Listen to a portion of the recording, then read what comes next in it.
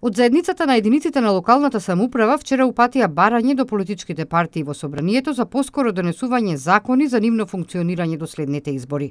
Председателот на ЗЕЛС, Гоце Трајановски, вели дека се загрижени за натамошното функционирање на општините, но е задоволен од договорот помеѓу политичките партии за одредување на датумот на локалните избори. Ќе настане застој во функционирањето, со оглед на тоа што градоначалниците нема да имаат можност да потпишуваат, а воедно и ќе нема да важат овластувањето кои што се дадени на вработените во соодветните сектори и служби на општината и на градот Скопје.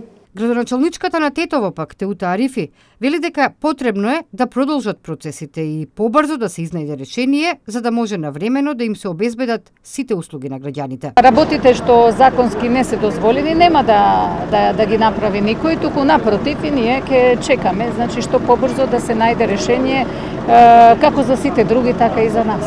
Парламентарните партии кои вчера беа на координација кај председателот на собранието Талат Џафери се договориле дека исклучителен приоритет за Македонија е постигнување договор за донесување предлог закон за изменување и дополнување на изборниот законник, со кој одржувањето на локалните избори ќе биде предвидено за првата половина во октомври.